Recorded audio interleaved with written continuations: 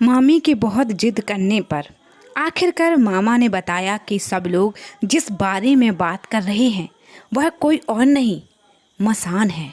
यह सुनकर मामी का चेहरा एकदम पीला पड़ गया। वह कांपती सी आवाज़ में बोली, क्या मसान? मामी का ऐसा चेहरा देखकर, आवाज़ सुनकर मामा जोर से ठहाका लगाकर हंसते हुए बोले, क्या हुआ?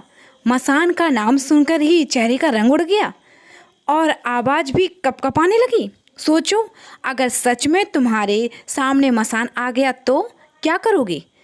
और आंखों से इशारा करती हुई बोली, सच में मसान आएगा? मैं तो बस मजाक कर रहा हूँ। तुम जिद कर रही थी ना, बताओ बताओ। तो बस यही है सच। पूरे गांव में यही अफवाह बनी रखी है कि लोगों ने यह जो कुछ भी हो रहा है मसान की वजह से हो रहा है, लेकिन ऐसा कुछ भी नहीं है। तुम फिक्र मत करो। मामा की बात सुनकर मामी की जान में जान आई और आगे ही सांस लेते हुए बोली, आपने तो मुझे डरा ही दिया था। मुझे लगा सच में मसान है। मामा बोले, कोई मसान नहीं है, यह बात हम लोग जानते हैं, लेकिन सब लोगों को नहीं समझा सकते ना, इसलिए लोग अफवाह उड़ा रहे हैं। उन्हें उड़ाने दो, उनकी बात पर गौर मत करना। बस तुम कैसे भी करके दीदी को समझाना। मामी बोली, दीदी तो शहर में रहती है ना, वह तो इन सब चीज़ों को नहीं मानती होगी, फिर क्यों इतना ध्यान दे रही हैं लोगों की बातों पर, और इतना क्यों डर रही है जैसे वह मसान उन्हीं के लिए आया हो।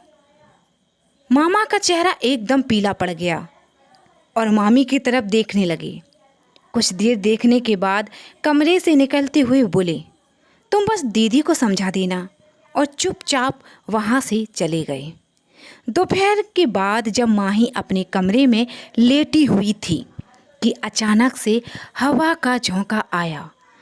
हवा के झोंके के कमरे में आते ही माही मुस्कुराती हुई बेड से उठकर बैठी और बोली, कल रात से अब याद आ रही है तुम्हें मेरी? कहाँ थे अब तक?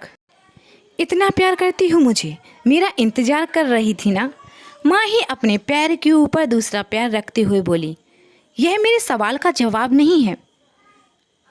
वह आवाज़ बोली, अरे मैं तेजपाल है ना, कल रात बहुत नखरे कर रहा था, बस उसी के होश ठिकाने लगा रहा था। माही बोली, तुम बस कहते हो, करते कुछ भी नहीं हो। मैंने कहा था ना तेजपाल को रास्ते से हटा दो, लेकिन तुमने कुछ भी नहीं किया, बस उसको पकड़कर पेड़ से लटका दिया, और देखो अब तक जिंदा है। पुलिस भी आ गई है, अब मुझसे पूछेंगे और वह मेरा नाम ले लेगा। माही की ये बात सुनकर वह आवाज़ बहुत ज़ोर ज़ोर से हंसने लगी। माही अपना मुंह एक तरफ करते हुए बोली, तुम हंसो और हंसो, तुम्हें मेरी बात मजाक लग रही है ना? जब पुलिस मुझे पकड़ कर ले जाएगी फिर देखते रहना।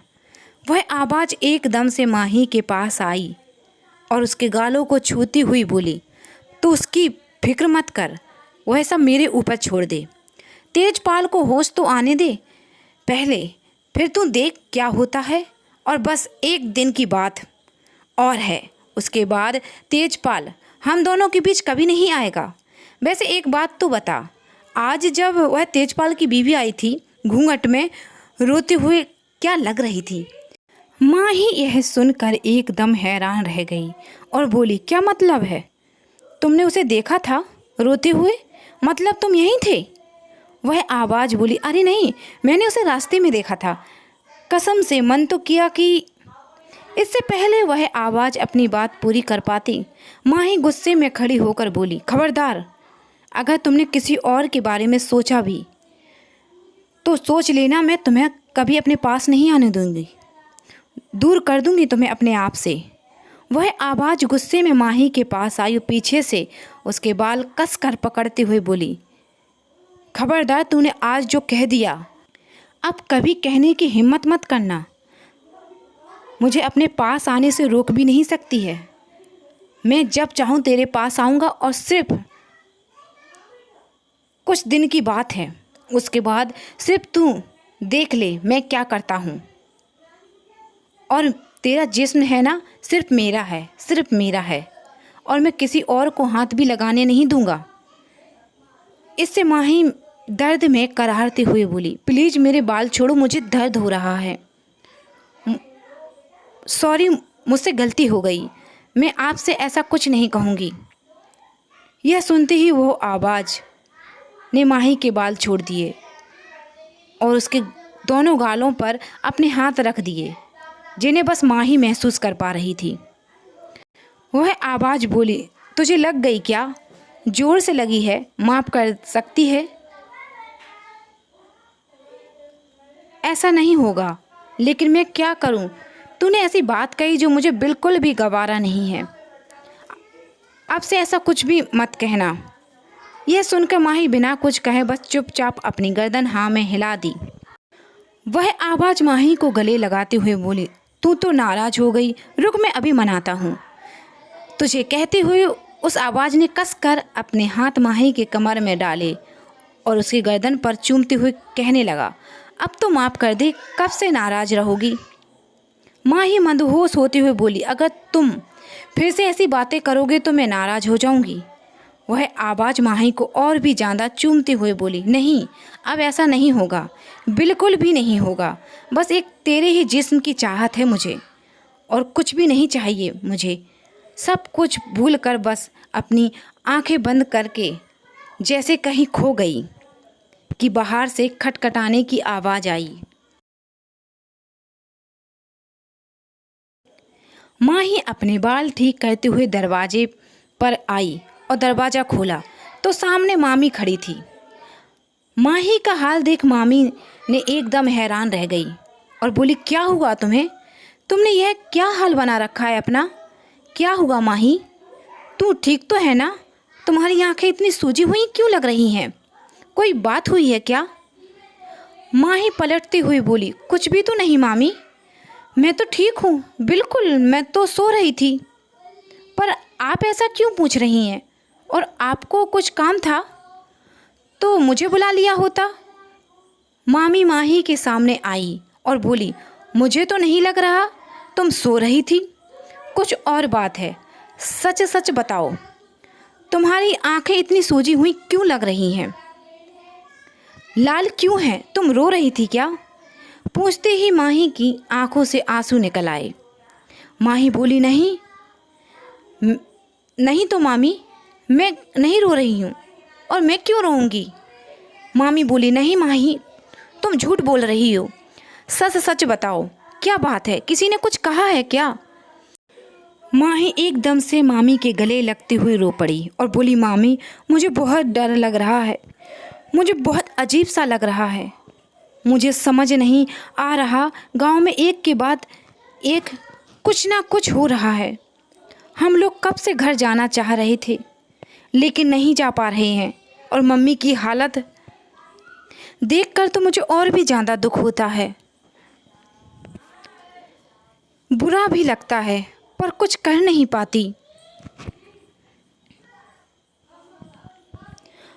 आप ही बताइए ना, आखिर क्या हुआ है गांव में, और सब लोग किसके बारे में बात कर रहे हैं, और हम अपने घर कब जाएंगे? माही को खुद से अलग किया उसके आंसू पहुँचे और उसे समझाते हुए बोली, नहीं बेटा, ऐसे रोते नहीं हैं, तुम इतना टेंशन क्यों ले रही हो? कोई रोने वाली बात है क्या? और गांव में जो बात चल रही है वह सब एक अफवाह है, और जो भी हुआ है वह तो बस ऐसे ही, इसमें इतना कुछ सोचने वाली बात नहीं है। और दीदी भी ठीक हैं और बस परेशान हो रही हैं। तुम बिल्कुल भी फिक्र मत करो, जैसे ही सब ठीक होता है 1 या 2 दिन में तुम्हारे मामा तुम्हें खुद छोड़कर आएंगे। चलो अब जल्दी से हाथ मुंह धो लो, आओ, मैंने तुम्हारे लिए नाश्ता बना दिया है। अब बिल्कुल भी मत रोना, कहकर मामी कमरे से निकल गई। मामी के कमरे से निकलते ही दरवाज़ा अपने आप बंद हो गया और उसके जाते ही माही ताली बजाकर ज़ोर ज़ोर से हंसने हुए बोली, प्यारी मामी जी, कितनी मासूम हो तुम, कितने, सच में मज़ा ही आ गया। लेकिन असली मज़ा तो तब आएगा जब तेरे गले से वह ताबीज़ निकाल दूँ तो बात बने। तेरे गले में ताबीज़ है, इसलिए अभी तो कुछ नहीं कर सकता। खैर, माँ ही गुनगुनाने लगी। रात के वक्त सब लोगों के सोने के बाद तेजपाल को कुछ कुछ होश आने लगा। उसने देखा उसके पैरों के पास उसकी बीवी बैठी हुई थी, जो कि बैठे बैठे ही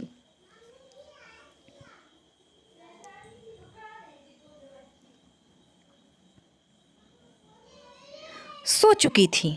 तेजपाल ने इधर उधर देख अपना घर, अपनी बीवी को देखकर उसे तसल्ली सी हुई, जो कि उसकी आंखों से पता चल रही थी। तेजपाल ने जैसे ही करवट लिया, उसने देखा सामने माँ ही खड़ी हुई मुस्कुरा रही थी, जिसे देखते ही तेजपाल की आंखें बाहर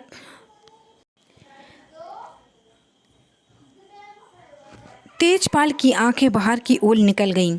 उसने ज़ोर से चीखने और चिल्लाने के लिए अपना मुंह खोला, लेकिन उसकी आवाज़ निकल ही नहीं रही थी। तेजपाल बहुत कोशिश कर रहा था, पर उसकी आवाज़ ही नहीं निकल रही थी। चोट लगने की वजह से वह उठ भी नहीं पा रहा था। बिस्तर में पड़े पड़े ही तेजपाल अपने हाथ पैरों को छटपटा रहा था कि माँ ही एकदम से तेजपाल के ऊपर झपट और ज़ोर से अपने दोनों हाथों से उसके तेजपाल के दोनों बाजुओं को पकड़कर बिस्तर में दबा दिया।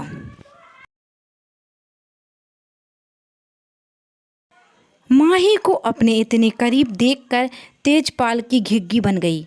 उसका शरीर एकदम सुन्न हो गया।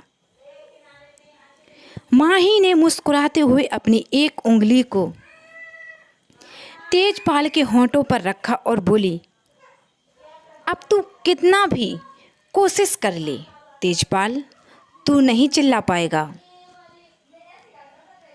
मुझे लगता है तू सब लोगों को बता पाएगा कुछ भी हो।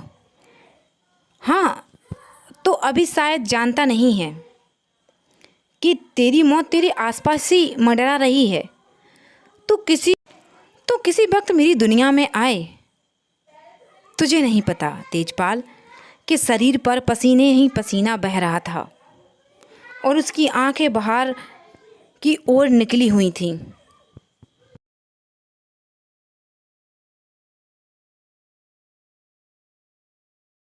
चारों ओर घूम रही थी, जैसे वह कुछ कहना चाहता था।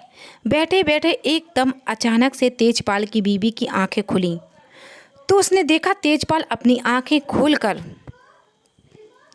एकदम चुपचाप लेटा हुआ था और उसका पूरा शरीर पसीने से लथपथ था।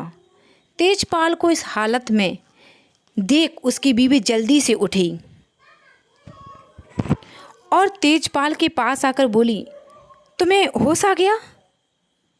तुम ठीक तो हो?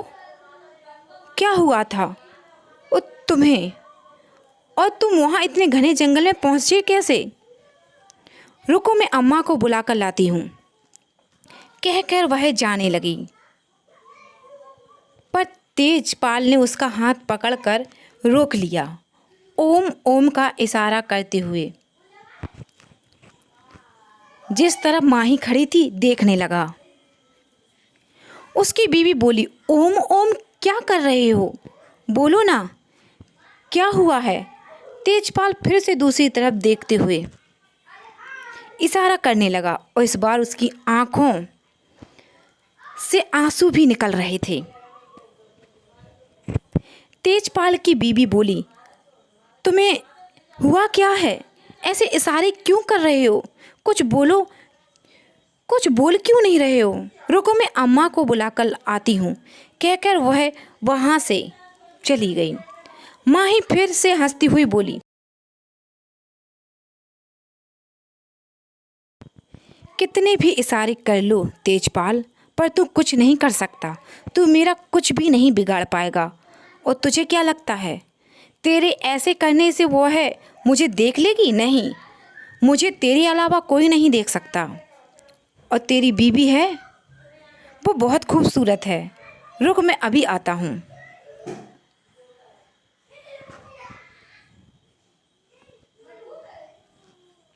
उसके पास जाकर वह कहकर माही वहाँ से एकदम गायब हो गई।